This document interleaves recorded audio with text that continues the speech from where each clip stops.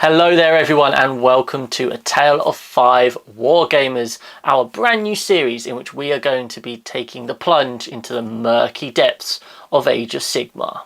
In this show we are going to be tracking our monthly progress, but we are going to cover all of the bases. We're going to be telling you about our chosen army, why we've chosen it, how we've gone about painting it, our thoughts on the tactics as we experience and learn how to play the army and put it onto the battle top. We're going to be sharing our painting advice and our schemes. We're going to be talking about how we do our bases. We're going to be just covering everything you can possibly think of as you learn a new hobby. All of us are coming from different experiences in terms of Sigmar. Some of us have played in a tournament or two. Some of us have played like one game so far. But the important thing here is that you enjoy joining us on our ride and we have a great time doing so. So in this episode you're going to meet the team, you're going to get to hear a bit of a backstory about why they are choosing the army they are choosing, and then you're also going to get to see their very first model or two. So without further ado, let's meet the guys.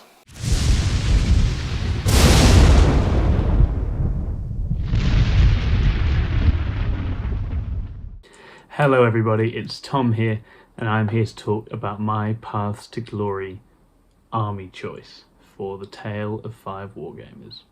So this has come together quite late in the day, but I am going to be collecting Seraphon. And the reason for this is very simple. I had some lizard men when I was first getting into Warhammer when I was a tiny kid, and I absolutely love dinosaurs of all description. I'm a big Jurassic Park fan and nerd, watch that all the time as my sort of comfort film, and I just love the aesthetic of Seraphon and all of those sort of big dinosaurs, little creatures, all the different colours and vivid schemes on them, and I really like their feel as an army that plays all the different phases of the game with magic and shooting and melee, and they have some really powerful characters and options as well. So I actually started painting Seraphon during lockdown and then gave up, sold the project due to a combination of the book being very broken at the time. I didn't really want to play a very broken army, and the difficulty in painting them. And that has been revolutionised by the contrast paints and the slap chop method, both of which I'm actually going to start using for this army. So to settle on my scheme, what I did was experimented with slap chop to see if that would work, and it worked really well. So sort of grey spray, then lighter greys and white dry brushing to get the kind of edge highlighting before the contrast paint goes on. And then for my main kind of infantry, the Saurus and the Skinks, I used Croxigore scales for the Saurus skin and Athematic blue contrast for the Skink skin. And then they both have Eldari Emerald on their back scales, with a little streak of Magmadroth flame orange on there as well. It ends up with a really sort of striking scheme, and then the rest I'll do in fairly standard sort of golds and blacks and greys and bones, all the colours that you'd expect on Seraphon. So I think it ends up popping really nicely and you get this really vivid scheme, and I'm experimenting with Sterling Mud, and I'm going to do some sort of jungly themed bases as well with an Incubi Darkness room, because I have to get Incubi Darkness in there somewhere. So Age of Sigmar really appeals to me as a game that's all about sort of crashing into each other high fantasy style with monsters and magic, and I'm really looking forward to doing that with Seraphon. I'm going to get some big monsters going, get some Carnosaurs, some Troglodons, all that kind of stuff.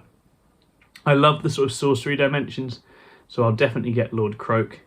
And the very exciting news obviously is that there's a whole heap of new Seraphon stuff coming this year, so my hope is by the time I've built up this project I'll be able to get some of those new models and really get stuck in with the new book as well. So yeah, really excited. Hello, I'm Scrivo, the Goblin Artist in Plaid. So, you want to hear my history, do you? It goes way back to where army books look like so. So, I started in 1994 with this Orc book. At the same time, I had this Orc book. It was very interesting because all my mates were absolutely bonkers for 40k. So as you can imagine, we just played 40k. My first ever miniatures, specifically, was a £5 box in a bright green box, and you got 5 orcs with a sword, and then 5 orcs with a bow. So for me, it's like always orcs should have a sword or a bow. And I was like, that's cool. Really in for that. I then moved on, as you can imagine, 40k, everyone seemed to love it. So I was like, right, I need some of these space orcs. So my dad had just bought himself 2nd edition 40k, because he was a wargamer. Very convenient. Very, very awkward, because it was like, he wanted to not share his hobby with his little son that just wanted to paint really thickly over everything. But anyway, I then grabbed his space orcs off of him with his permission and basically drowned them in green and black paint, as you do. And then carried on with that until I was about a teenager, and I was just knee deep in wargaming stuff. And then kind of as it always goes, kind of drifted off to the pub for a few years. And then I came back about 6 or 7 years ago. Straight into the 40k, massive pile of orcs already sat there, so I was like, cool, I know where I'm going. And then as kind of we explored the possibilities of doing the other game systems, I was like, cool, Age of Sigmar looks kind of cool. It's a shame they got rid of things like Tomb Kings, because I had a War Master army, so it was always something I kind of considered, but never got to. I then thought, kind of cool, I really like Wood Elves. Wood Elves are cool, let's see what they're like now.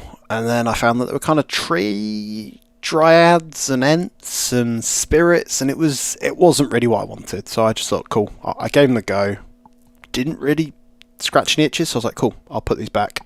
So then, by the time I then recommenced the idea of Age of Sigmar, it hit 2nd edition. I was like, cool, this will be my edition, guys.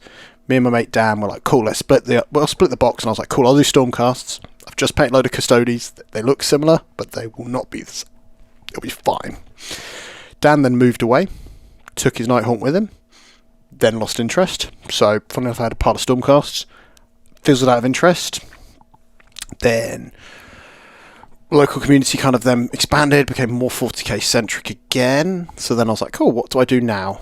9th edition 40k dropped, kind of took any interest I had in playing other games. So I was like, cool, I've got this new system, I've got something to get my teeth into.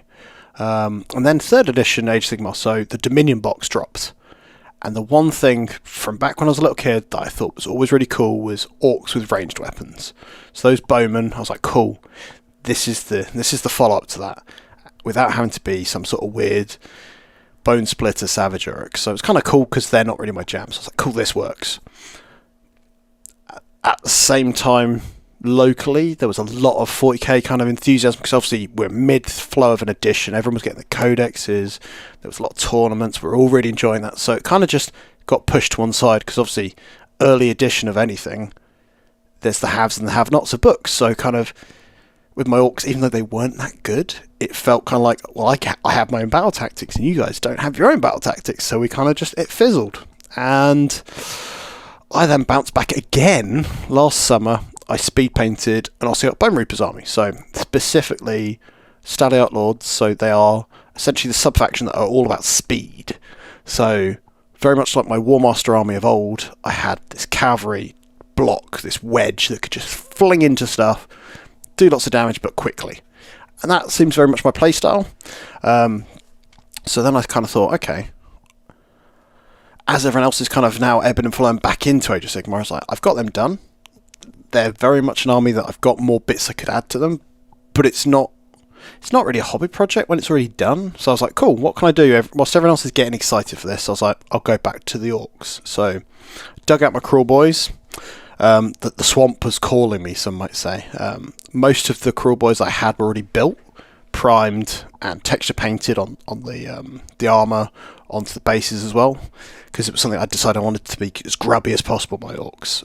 So as you can see now, I'm just bringing up on screen for you, is my test model. So this is a Gut Ripper. This is the battle line of my army. So these are they've got the big stabbers. They've got these stickers, sorry.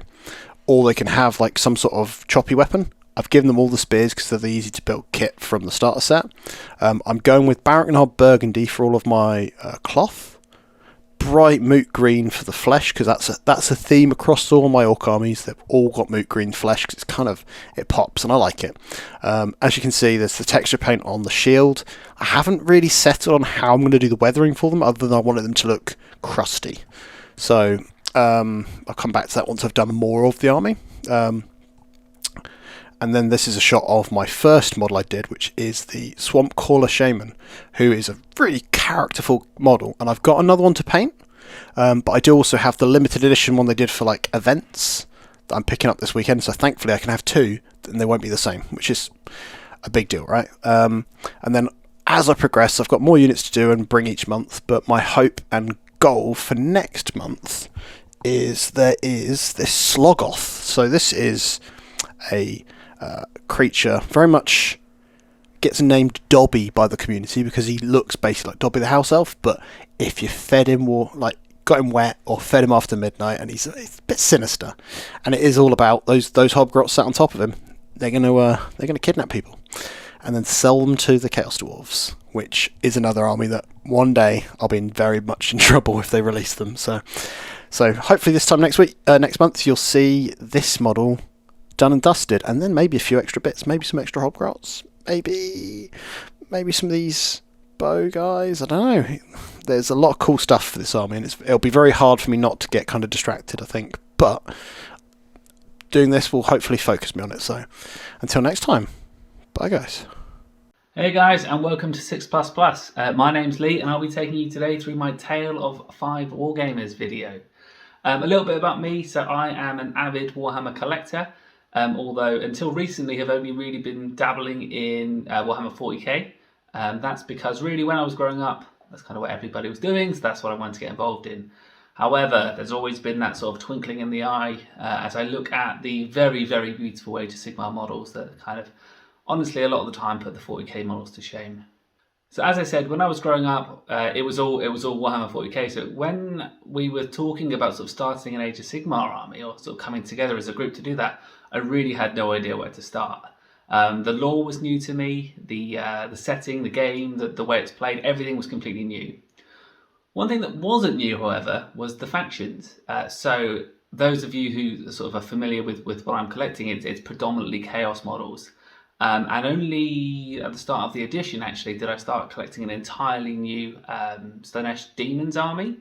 So as I was looking through the factions for what would be a good Age of Sigmar army, it just made sense for me really just to expand on that. So you'll see behind me the lovely current edition of the Heathen Knights of Slaanesh Battletome. So I've been reading up on that, looking at a lot of different units that look really cool. And that's going to be the starting point for me trying to understand how this army works. One of the things that really appeals to me about playing Age of Sigmar is actually that I don't know anything about it. So I do find that when I'm playing games of Warhammer 40k that I'm always sort of trying to solve the game. But coming in completely fresh to this is a really exciting challenge, and something that I feel like the community and the models and the rules themselves sort of allow you to be a little bit more relaxed and have a little bit more of a sort of a friendly atmosphere. I do expect I probably will go to some Age of Sigmar events, but again I'm told there that the environment's pretty relaxed, and that people sort of do put a lot of effort into the hobby side of it, which is something I'd like to stretch myself doing as well.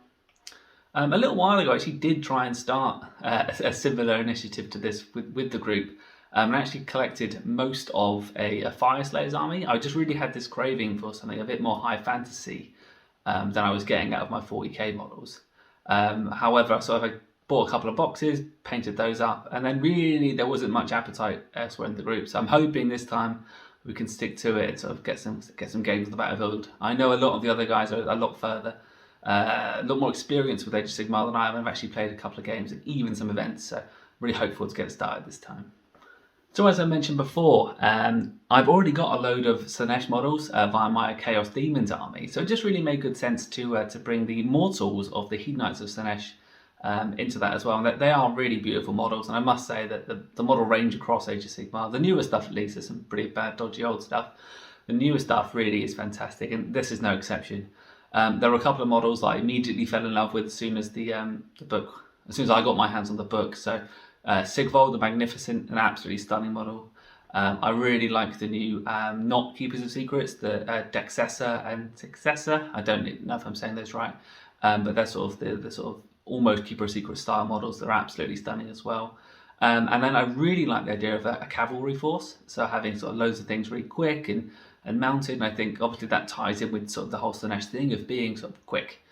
So to have a really nice mounted force, they've got these beautiful models called the Slickblade Seekers, or the Bliss Barb Seekers. With the ones with spears, ones with arrows, and they're both stunning. So the model range really drew me in as well, and it just kind of all fits together nicely. So because I already have some Slaanesh Demon models, I wanted to keep the theme of painting them similar to those, but not exactly the same. So where my Slaanesh models are sort of that sort of dark Nagaroth Knight style purple, I wanted to have sort of the tie into that with my Knights of Slaanesh, but not sort of replicate the scheme, so they look slightly different. So what I've done is I've sort of used the base sort of pop of colour is Screamer Pink, and that sort of allows it to sort of line up nicely with how my things like my Keeper of Secrets are painted, where I use the cloth and the robes. So just a little bit of uniformity across. The other thing I've done is I've kept the basing the same, so that allows them to be used comfortably at the same time. I've actually got a little surprise coming, and I'm excited to show you that, but they will sort of all come together with the basing scheme. So then, I really wanted to end this video showing you an example of the first model that I've painted for the new army. And one of the models I really liked were like I said, the mortals what I wanted to add were the Myrmidesh Painbringers. So these are sort of beautiful golden models, very, very ornate, with nice swords and spears. Again, so very fantasy-esque models, and very, very much in the Slaanesh mold. They are shiny and they are ornate, and they're covered in little trinkets and bits, which really allows you to get a good go at a bit of hobby stretch as well. So that's the first one. I will be working on his friends very soon. And I'm very excited to sort of get a whole army of these on the battlefield, and I think they'll look really great. So please stay with us as we expand our Age of Sigmar armies and join us for a tale of 5 Wargamers. Thanks, guys. Hey guys, so I'm Chris. I'm the founder of the channel, if you will, and my journey or experience so far in Sigmar and Warhammer Fantasy is probably similar to many people. I started thinking about 40k as a child. Really loved the models, had no attention span at all, and then eventually fantasy caught my eye, and I remember buying a box, or persuading my parents to buy a box, which was Orcs and the Empire. Eventually the High Elves caught my interest, and I do remember collecting some of them. I had this beautiful bright blue and bright orange scheme, and I really enjoyed reading the book, and kind of Prince Tyrion really appealed to me. But nothing ever really came from it. Further on down the line, New Bretonians came out, and they were so cool, so I had some of them, and I still have got some, to be fair. But again, it was never really an interest. You know, I dabbled a little bit in various of the Games Workshop products, but it was never substantial. I then do uni, I do, you know, various life things, and then working at school with someone who plays Magic the Gathering, and another friend got involved with us playing Magic the Gathering, and then he said the immortal words, "I always wanted to do Warhammer, would you be up for it?" And I was like, yeah, sure, that sounds great. So I did a bit of research, and you know what I found out? The old world, gone. There was now this new thing called Age of Sigmar. So we kind of dabbled in that for a little while. I tried out my Bretonians using the old rules from first edition Sigmar. I started collecting some Disciples of Tzeentch, which was quite interesting as he walked towards me as I just fired off mortal wounds. But again, it was kind of, there wasn't anything substantial there, and Lee got me into 40k, which had been, I guess, my first love, and you know, the rest is history. Now I'm a you know, very experienced tournament player for 40k. So when we were starting this channel then, or not this channel, when we were starting this kind of new program, it was a really exciting opportunity for me to think about what sort of army I wanted to collect. Again, because I can't help myself, in the previous year or two I had dabbled with other things. Obviously when the Lumineth came out, I was very keen to pick them up, and I had a starter box of them. I even tried some Osseate Bone Reapers, but nothing really stuck out to me, and so nothing really ever came over it. In terms of what appeals to me most with Sigmar, I guess it's a couple of things. Firstly, I just love the models, and that high fantasy setting is something that's always appealed to me. Fantasy books are kind of like my favourite books. And then on top of that, it's just something very different. For those of you who know 40k, you'll know it's an unbelievably killy game. It can be very brutal in the competitive setting in terms of, oh, I've made a mistake, my army's now dead. And that might well be the case in upper level Sigmar, I actually don't know. What appeals to me more is just the fact that it seems a bit more chilled. It's a bit of a 3s and 4s, and you still get to do the cool things, you still get to do the tricksy thing, but you've got magic flying around and archers and cavalry and all that sort of thing. Terrain's not such a factor, you don't have to hide your whole army all the time. And I'm just looking for something a bit more enjoyable, really. I think it sounds like the player base just are out there for a good time a lot of the time as well. And, you know, there's nothing more exciting, right, than just getting to start a brand new hobby and just not know anything and begin that process of learning the game, learning the rules, learning potentially the intricacies. And then on top of that, having a great time painting all the models. So as I mentioned previously, in the last couple of years I have dabbled in Lumineth and I have dabbled in Ossiarchs. I had some of the models. And to be honest, Lumineth made the most sense. You know, I had History of High Elves, I loved the models. And kind of last year we spoke about doing this video series, nothing came out of it, but I was going to be doing Lumineth. And then a new box came out, and that featured Skaven, and Tom had some idea that he wanted to do Skaven. The other part of that box was the Sylvaneth, and he sort of said, was anyone interested? And Sylvaneth are a faction that had always appealed to me. I collected Wood Elves at one point, and I really enjoyed painting them. Some really cool models. You know, they tick the elfy box that I was looking for, but they were a bit different. So as I investigated the model range more, I discovered that, you know, a new book was coming out, and with that came even more models. And so that's when the decision was firmly made. There we go. I am a Sylvaneth boy for A Tale of 5 Wargamers, and I am very excited to see where this goes. So why Sylvaneth? Well, I've kind of covered it already, but for me, as I go into Sigmar, the most important thing is going to be the models.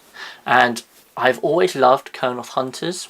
Don't know why, just love the models so much. Those guys with swords, just really, really cool. You've got Alariel, who's also a really great model. And then finally, you know, the new things that are coming out, I really like those Gossamed Archers and the like Spike Rider Lancers and all those sorts of things. So I'm really excited to get to grips with the painting. It isn't... Some of the other guys are going to be using slap chop on that sort of thing. I would love to do that, but I think it works best on kind of like fleshy models. Sylvaneth obviously aren't that, so I haven't gone down that road, but I think the painting process is going to still be really fun, and that, you know, that's really important for me as we step into Sigmar. So, talking of the paint scheme, for those of you who know me, you'll know that I have a deep, deep fondness for Sotek Green.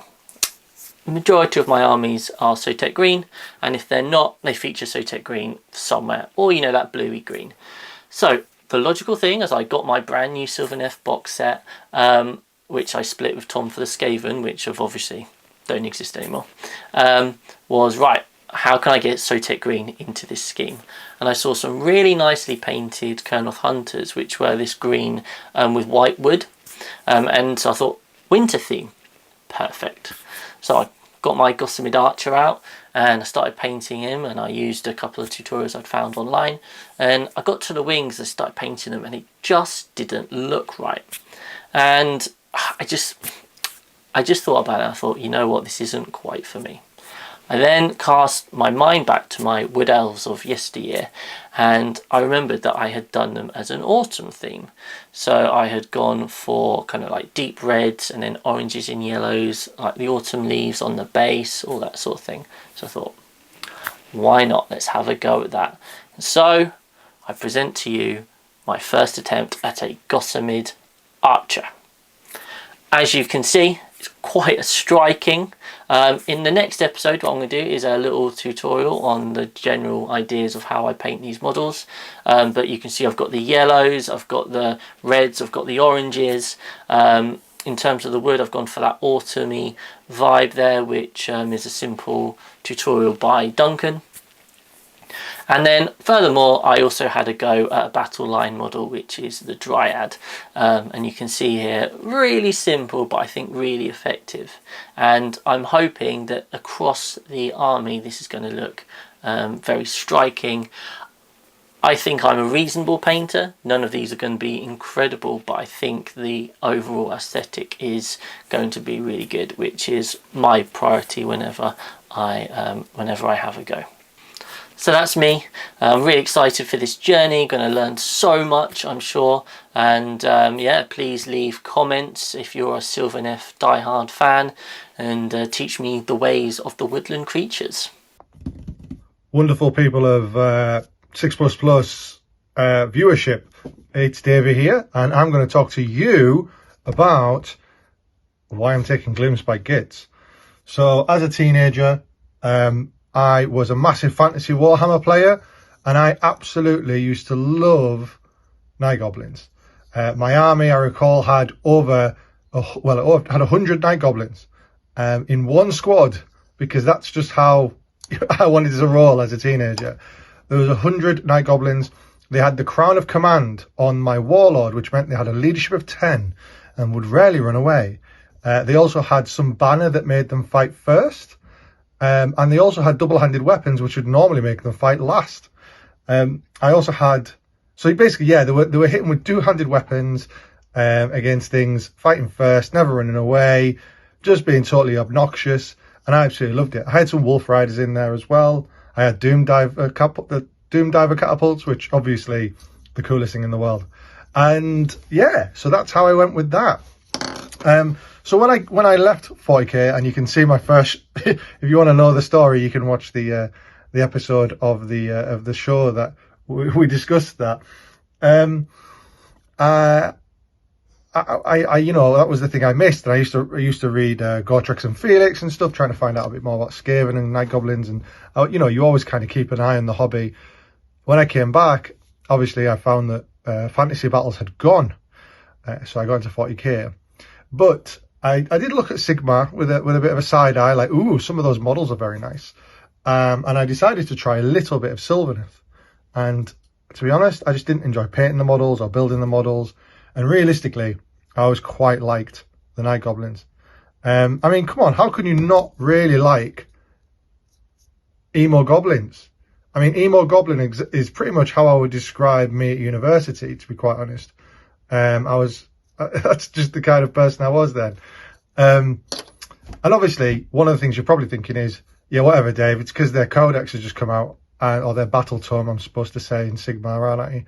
Their battle tome has just come out, and it's amazing. Well, don't get me wrong, that doesn't hurt, but I actually started collecting them, started buying models before the book came out.